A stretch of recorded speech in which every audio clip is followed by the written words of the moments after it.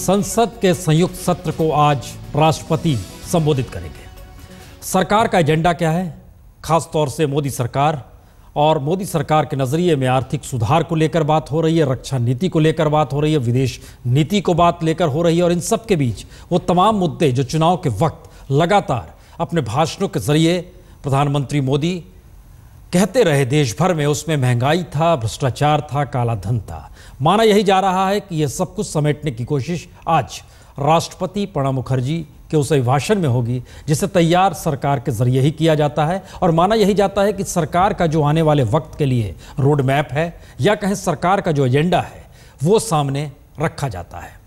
तो 11 बजे यह अभिभाषण शुरू होगा। किस तरह की तैयारी, किस तरीके से नजरिया सरकार का हो सकता है, इस पर हमारे साथ खास मेहमान भी जुड़ेंगे, वरिष्ठ पत्रकारों की एक टीम भी हमारे साथ जुड़ेगी। लेकिन सबसे पहले हम चलते हैं अपने संवाददाता कुमार विक्रांत के पास। कुमार, नजरिया जो भी हो सरकार का, अभिभाषण पर नजर हर किसी की है क्योंकि दो वजह हैं उसकी। पहली बड़ी वजह, पहली बार अभिभाषण के जरिए जो डॉक्यूमेंटेड होता है, दुनिया के तमाम देशों में ये अभिभाषण जो होता है भेजा जाता है कि ये सरकार का नजरिया है।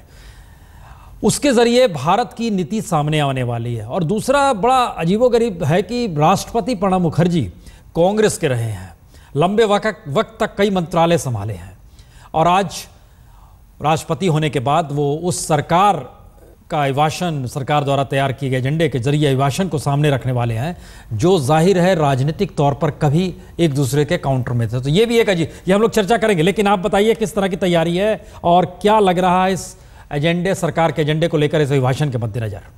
जैसा प्रसून जी आपने कहा, निश्चित तौर पर इसे राष्ट्रपति का भाषण नहीं, इसीलिए अभिभाषण कहते हैं क्योंकि जो सरकार की मंशा है वो सामने आने वाली है। और दिलचस्प है कि प्रणब मुखर्जी कांग्रेस से रहे हैं, लगातार रहे हैं, लेकिन अब वो मोदी सरकार क्या करने वाली है वो अभिभाषण में बोलेंगे। और यहाँ से मेरे ठीक पीछे मैं कैमरामैन सत्येंद्र भाटी से कहूँगा कि अभी रूट नहीं लगा है, वहाँ से राष्ट्रपति रायसीना हिल से होते हुए आएंगे और उसके बाद नीचे उतरेंगे और दाहिनी ओर से पीछे से चलते हुए वो संसद भवन पहुंचेंगे। और अहम बात यह है कि 2-3 दिनों से बग्घी को लेकर काफ़ी तैयारियां हो रही हैं। तो दिलचस्प देखना ये होगा क्या बग्घी से राष्ट्रपति संसद भवन पहुंचते हैं। और अहम बात यह भी होगी कि बार बार यूपीए पर पॉलिसी पैरालिसिस की बात की गई है, तो उसमें क्या बदलाव होते हैं। यूपीए की जो नीतियाँ रही हैं आर्थिक एजेंडे पर, सामाजिक एजेंडे पर और विदेश नीति को लेकर, उसमें किस किस तरीके के बदलाव होते हैं ये देखना काफ़ी अहम होगा। क्योंकि मोदी ने बहुत बड़े बड़े वायदे किए हैं, वो किस दिशा में ले जाना चाहते हैं, क्या दिशा होती है, वो इसमें सामने आएगा। अच्छा, आपने बग्घी का जिक्र किया। माना यही जाता है कि एक वक्त प्रणब मुखर्जी जी ने जब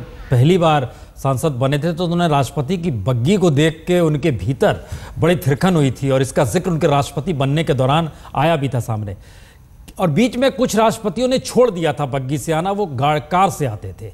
ये जो आप बता रहे हैं बग्घी की तैयारी हो रही है, ये कितने वक्त लगता है राष्ट्रपति भवन से, अगर बग्घी से वो आते हैं यहाँ तक पहुँचने में, जो सेंट्रल हॉल में जो भाषण है वहाँ तक, संसद के द्वार तक पहुँचने में कितना वक्त लगेगा? बहुत ज़्यादा वक्त नहीं लगना चाहिए क्योंकि मुश्किल से 1.5 किलोमीटर, 1.5 से 2 किलोमीटर का रास्ता है पूरा। तो अब अंदाज़ा लगा लीजिए किस स्पीड से चलती है बग्घी, उस हिसाब से 15 मिनट आप कह सकते हैं, 15 से 20 मिनट का समय लगना चाहिए बहुत ज़्यादा अगर वो बग्घी से आते हैं। लेकिन एक निश्चित तौर पर प्रणब मुखर्जी का एक प्रेम रहा है। बचपन में उन्होंने कहा था कि मैं बग्घी देखकर बड़ा खुश होता हूँ और जब वो राष्ट्रपति बने भी थे तब भी उन्होंने इस्तेमाल किया था इसका। बहुत दिनों से बग्घी का इस्तेमाल नहीं हो रहा था। एक आप कह सकते हैं कि लोकतंत्र में हिंदुस्तान के राष्ट्रपति के साथ एक जो चीज़ जुड़ी हुई है बग्घी, उसका इस्तेमाल प्रणब मुखर्जी अगर करते हैं, जैसी कि तैयारियां हुई हैं, अगर वो ऐसा करते हैं तो निश्चित तौर पर एक दिलचस्प होगा देखना कि राष्ट्रपति बग्घी से संसद भवन पहुंच रहे हैं अपने अभिभाषण के लिए। और दूसरा पक्ष जो आप जानकारी दे रहे हैं कि जिस एजेंडे का जिक्र बार बार हो रहा है, इसके लेकर क्या कयास लगाए जा रहे हैं? आर्थिक सुधार बड़ी बात या विदेश नीति और रक्षा नीति पर बड़ा नजरिया? जी, बदलाव दिखाई पड़ेगा क्योंकि जिस तरीके से नरेंद्र मोदी ने ढर्रे से हट करके कोशिश की है अभी तक जो दिखाई पड़ा, हालांकि अभी शुरुआत है हर चीज़ में। अब अगर आर्थिक सुधार की बात करें, महंगाई की बात करें, तो तमाम नीतियां कहीं ना कहीं थोड़ी थोड़ी करके सामने आ रही हैं। विदेश नीति की बात करें तो नवाज शरीफ हिंदुस्तान आए, तमाम सार्क देशों के जो प्रमुख है वो हिंदुस्तान आए, वहाँ पर भी कुछ दिखाई पड़ा है। और इसके बाद सामाजिक एजेंडे की बात आएगी जहाँ पर कि समाज के पिछड़े तबके की लगातार बात करते रहे नरेंद्र मोदी। तो इसमें किस तरीके की सटीक चीज़ें लेकर के वो आगे चलने वाले हैं, इसके लिए थोड़ा इंतजार करना होगा राष्ट्रपति के अभिभाषण का। और जैसा मैंने कहा कि प्रणब मुखर्जी का ये भाषण नहीं, राष्ट्रपति का अभिभाषण होगा, यानी सरकार की जो मंशा है वो प्रणब मुखर्जी जो कि पुराने कांग्रेसी रहे हैं उनकी जुबान से सामने आएगी। चलिए, हम आपसे लगातार जुड़ते रहेंगे। बहुत बहुत शुक्रिया जानकारी के लिए। तो तकरीबन यही माना जाए कि 11:15 बजे पहुंच जाएंगे। 10:45 पे संसद भवन पहुंच जाएंगे। 10:30 पे कमोवेश निकलेंगे राष्ट्रपति भवन से। 15 मिनट का रास्ता ये तय किया जाएगा और उसके बाद संसद के दरवाजे पर प्रधानमंत्री खुद उन्हें रिसीव करेंगे और उसके बाद जो एक पूरी परंपरा है वो आपको दिखाएंगे किस रूप में सेंट्रल हॉल में जाना, फिर 11 बजे अभिभाषण होगा और ये एक एजेंडा होता है। हम आपको एक रिपोर्ट दिखाते हैं जिससे चीज़ें होंगी सामने कि दरअसल किस नज़रिए से इस पूरे एजेंडे पर हर किसी की नज़र है, क्योंकि एक ऐसी सरकार का एजेंडा सामने आने वाला है जिसको लेकर हम कह सकते हैं कि आज़ादी के बाद भारतीय राजनीति में बीजेपी को एक ऐसा जनादेश मिला है और नरेंद्र मोदी अपनी पहचान जो कि आरएसएस से निकली हुई पहचान थी उसके मद्देनज़र आने वाले वक्त में भारत की गति क्या होगी, चाहे वो विकास की हो, विदेश नीति की हो, देश के भीतर के मुद्दों की हो, इस पर हर किसी की नज़र है। लेकिन वो कौन से महत्वपूर्ण मुद्दे होंगे, रिपोर्ट देखिए। सत्ता में आने के बाद नई सरकार की मंशा दिख रही है। ये भी नजर आ रहा है कि सरकार की कार्यशैली क्या है और कुछ अहम मुद्दों पर वो किस तरह से भविष्य में आगे बढ़ना चाहती है। लेकिन सरकार की भावी योजनाएं क्या होंगी, इसकी तस्वीर कुछ घंटों बाद साफ होगी जब महामहिम संसद के दोनों सदनों के संयुक्त अधिवेशन को संबोधित करेंगे। माना जा रहा है कि राष्ट्रपति का अभिभाषण मोदी सरकार की नीतियों का आईना होगा। खासकर उनके भाषण से ये जाहिर होगा कि महंगाई से निपटने और आर्थिक मोर्चे पर देश को आगे ले जाने के लिए प्रधानमंत्री कौन सा रास्ता अख्तियार करेंगे। गृह मंत्री राजनाथ सिंह का कहना है कि 10 साल से लगातार नीचे सरक रहे देश को ऊपर ले जाने में थोड़ा समय लगेगा। लंबे अरसे से व्यवस्था पूरी तरह से पंगु हो गई है, बिगड़ गई है। इस व्यवस्था को सुधारने में हमें आप कुछ मोहलत दें, हमें आप समय दें। कांग्रेस पार्टी को मोदी की आर्थिक नीतियों का बेसब्री से इंतजार है। खासकर कांग्रेस पार्टी ये जानना चाहती है कि महंगाई पर मोदी का मॉडल कैसा होगा। सबसे पहले तो ये देखना होगा कि राष्ट्रपति के भाषण के अंदर किन किन मुद्दों के साथ डील किया जाता है, सरकार किन मुद्दों को हाईलाइट करती है, किन मुद्दों को प्रायोरिटीज़ देती है, क्या सरकार उन मुद्दों को जिनके बारे में वादा किया है, प्राइस राइज है, महंगाई है, ये तमाम चीज़ें हैं, पेट्रोल की कीमत है, डीजल की कीमत है, आर्थिक स्थिति है, इनके बारे में सरकार क्या प्लानिंग करती है। सत्ता में आने से लेकर अब तक नरेंद्र मोदी और उनके सिपह सलाहकारों ने अपने एजेंडे पर तो कई बार बात की, लेकिन राष्ट्रपति के अभिभाषण में इस बात की पहली बार झलक मिलेगी कि आखिर वाकई मोदी सरकार आम आदमी के हितों के लिए क्या करने जा रही है। महंगाई और भ्रष्टाचार को रोकने के लिए क्या क्या योजनाएं हैं और अपने घोषणा पत्र में किए गए वादों को वो कैसे अमल में लाएगी। बहरहाल माना यह जा रहा है कि राष्ट्रपति अपने भाषण में बीजेपी सरकार के 100 दिनों के एजेंडे पर बात करेंगे, जिनके बारे में मोदी पहले ही अपने मंत्रियों को ताकीद कर चुके हैं। देश की आर्थिक नीति पर जोर होगा। पिछली सरकार के समय क्या हुआ और अब क्या होने वाला है, ये बताने की कोशिश होगी। काला धन और एसआईटी के गठन का जिक्र होगा। साथ ही राष्ट्रपति ये बताएंगे कि मोदी सरकार काला धन वापस लाने के लिए कौन से प्रयास कर रही है। राष्ट्रपति बताएंगे कि मोदी सरकार की प्राथमिकताएं क्या होंगी।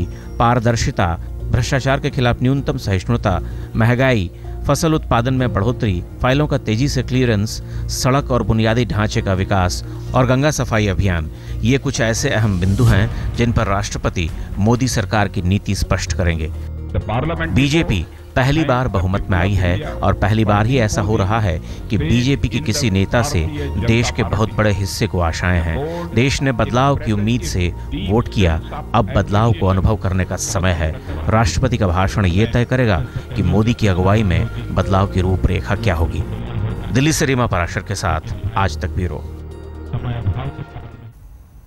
विक्रांत, एक सवाल हर जहन में होगा। 5 साल का एजेंडा तो नरेंद्र मोदी सरकार का जो होगा उसे सामने रखा जाएगा, लेकिन 100 दिन का एजेंडा भी सामने आने की बात हो रही है।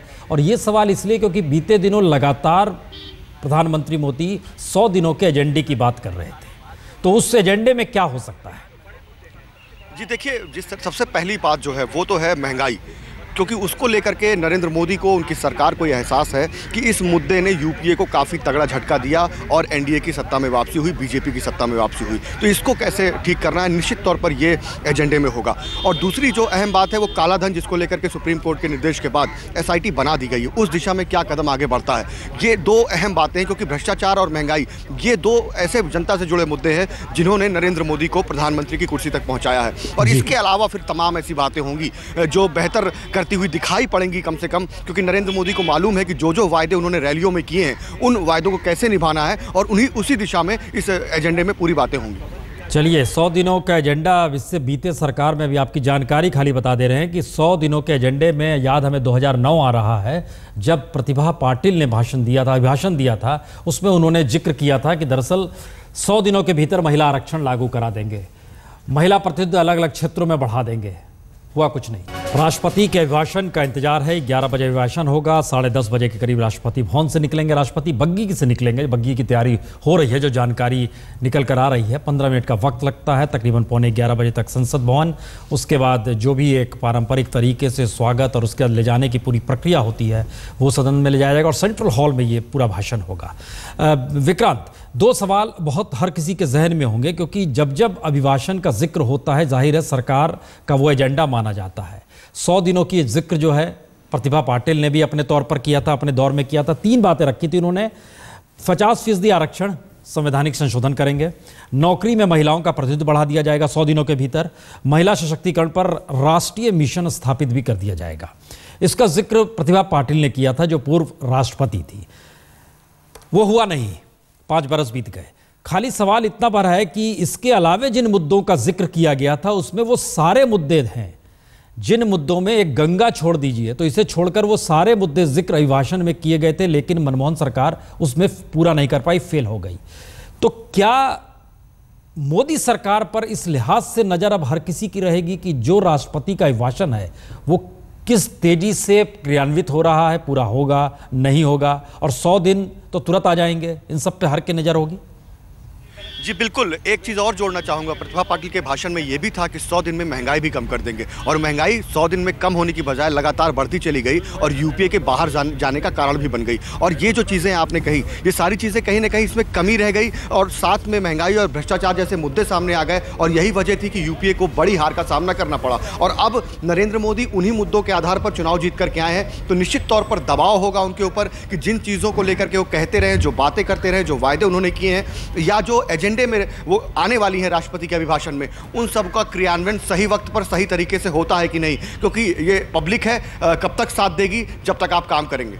नहीं, ये दूसरी एक और बड़ी महत्वपूर्ण बात है, क्योंकि जो एजेंडा उस वक्त रखा जा रहा था मनमोहन सरकार का यूपीए 2 में, उसमें मनमोहन के जरिए या प्रधानमंत्री मनमोहन सिंह के जरिए उस दौर में हर मंत्रालय से कुछ कुछ मांगा गया था कि आप जानकारी दीजिए। उस वक्त संयोग से अब जो राष्ट्रपति हैं प्रणब मुखर्जी, वो उस समय मंत्री थे, केंद्रीय मंत्री थे, तो जाहिर है उसको तैयार कराने में उनकी बड़ी भूमिका थी, लेकिन वो पूरा नहीं हुआ। सरकार फेल हुई, जनता ने नया जनादेश दिया, नरेंद्र मोदी की सरकार आ गई। ये सारी बातें संयोग से, राष्ट्रपति चूंकि पॉलिटिशियन रहे हुए हैं तो उनके जहन में ये सारी बातें होंगी, तो क्या इंटरनली कुछ चीज़ें ऐसी भी होती हैं जिसमें सुझाव दिया जाता है राष्ट्रपति के जरिए, या बिल्कुल जो लिख कर आता है वही पढ़ा जाता है?